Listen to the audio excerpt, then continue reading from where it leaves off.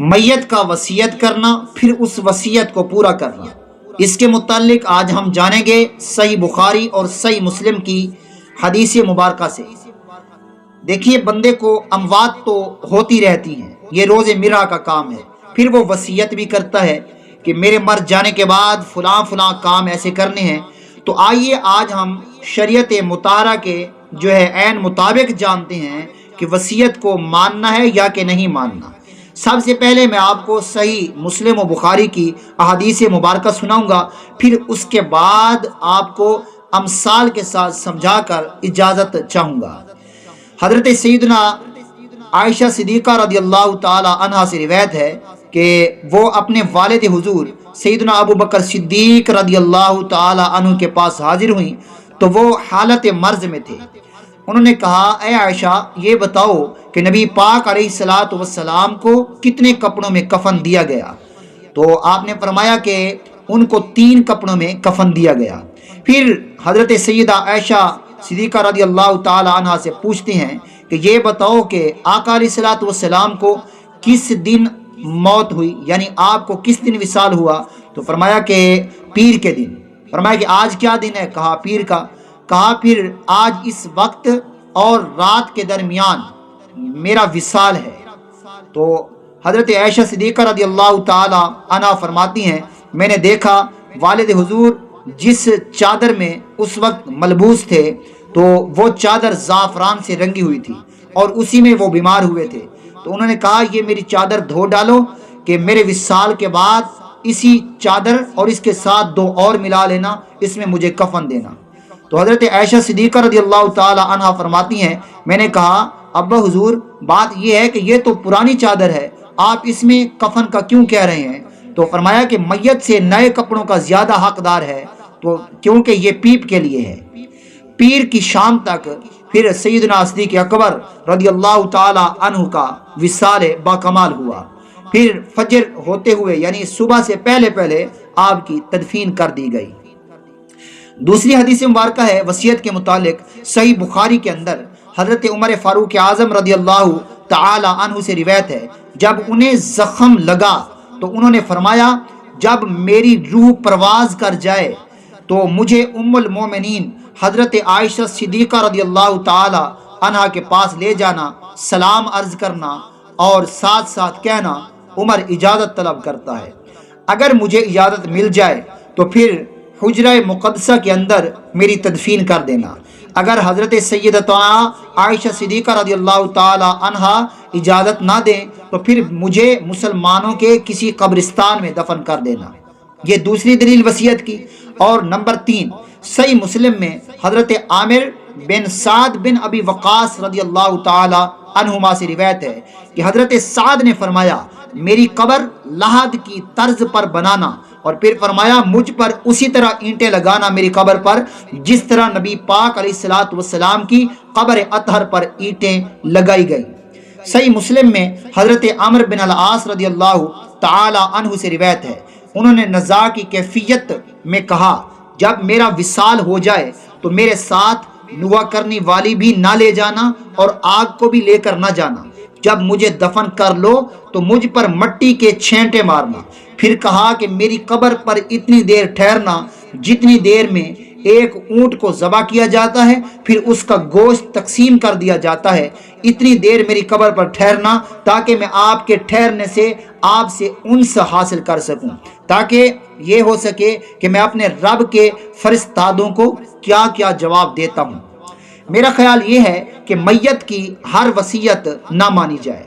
میت کے کچھ ایسی وصیتیں ہوتی ہیں جو ماننے کے قابل نہیں ہوتی۔ دیکھیے، جب میت کوئی وصیت کرے تو کسی عالم دین سے مشورہ کر لینا چاہیے، کیا اس کی یہ وصیت جائز ہے، ہم اس کی وصیت کو پورا کریں، یہ شریعت پاک میں اس کی مناہی ہے؟ تو اس کے اوپر جب ہم غور و فکر کریں گے تو انشاءاللہ گناہ کبیرہ سے بچ جائیں گے۔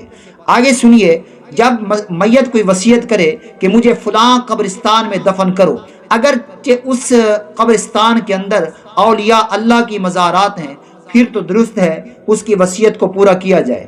اگر یہ دیکھیے کہ کوئی اجنبی وہ یہ کہے کہ میرا اجنبی بندہ جنازہ پڑھائے، میرا اپنا کوئی نہ پڑھائے، تو اس میں یہ دیکھا جائے گا کہ اگر کوئی اس کی برادری کا، اس کے اندر کا کوئی عالم دین ہے اور باشرہ ہے تو وہ جنازہ پڑھائے۔ اگر یہ دیکھے کہ جو میت وصیت کرنے والا ہے وہ عالم ہے، وہ پیر صاحب ہے، یا وہ جو ہے شخصیت کا حامل ہے، تو پھر وہ جو برادری کے اندر عالم ہے اس کو چاہیے کہ وہ میت کی وصیت پر اس بات کو اثار کرے، اس کی وصیت کے مطابق جس کا اس نے کہا ہے وہی جنازہ پڑھائے۔ اس میں یہ ہے کہ شریعت پاک میں ہے، اس میں علماء جو فرماتے ہیں نا کہ جب بندہ مر جائے اور وصیت کرے کہ میرا جنازہ کوئی اور پڑھائے، تو اس میں یہ ہے کہ جنازہ خود اپنی برادری میں سے کوئی پڑھائے تو بہتر ہے، زیادہ بہتر ہے، کیونکہ کوئی اور اس کا جنازہ غیر نہ پڑھائے۔ اور دوسری بات یہ ہے کہ اگر وہ یہ وصیت کرے کہ مجھے کسی اور قبرستان میں دفن کر دو، تو اس میں شریعت پاک میں ہے کہ قریبی قبرستان میں منتقل کر دیا جائے، کیونکہ اور قبرستان میں تاخیر ہو جائے گی اور تاخیر حرام ہے۔ اور سیدنا امام شافعی رحمہ اللہ نے یہ اجازت دی ہے کہ اگر وہ وصیت کرے کہ مجھے مدینہ منورہ میں دفن کرو، یا جو ہے مجھے بیت المقدس میں دفن کرو، یا کعبہ بیت اللہ کے ساتھ قریبی قبرستان میں دفن کرو، تو اس کی وصیت مانی جائے گی، کیونکہ برکت حاصل کرنے کے لیے اس نے یہ وصیت کی تھی۔ دوسری بات یہ ہے کہ اگر وہ یہ وصیت کرے کہ میرے کفن میں جو ہے جب مجھے قبر میں دفن کرنا تو نیچے رضائی بچھانا یا تکیہ لگانا، تو ایسا نہیں کرنا چاہیے، کہ یہ عمل جائز نہیں ہے، اس وصیت پر عمل نہیں کرنا چاہیے۔ اگر وہ کہے کہ مجھے ریشم کے کفن میں جو ہے دفن کرنا، میرے کفن میں ریشمی کپڑا لگا دینا، تو یہ مردوں کے لیے حرام ہے اور عورت کے لیے حرام نہیں، مکروہ ہے، اور خنثی کا حکم بھی مرد کا سا ہے جیسا کہ مرد کا حکم ہے۔ اگر وہ یہ وصیت کرے کہ مشروع کپڑوں سے زیادہ کپڑے میرے کفن میں زیب تن کروانا، تو اس کی یہ وصیت نہیں مانے جائے گی۔ اگر وہ یہ کہے کہ اتنا چھوٹے کپڑے میں دفن کرنا جس سے پاؤں وغیرہ نکل آئے یا جسم کا کوئی حصہ نکل آئے، تو اس کی اس وصیت پر بھی عمل نہیں کرنا چاہیے، نہ کیا جائے گا، بلکہ بدن ڈھانپ جائے، جو کہ شریعت پاک نے جس کفن کا حکم دیا ہے اسی کفن ہی میں اسے دفن کیا جائے گا۔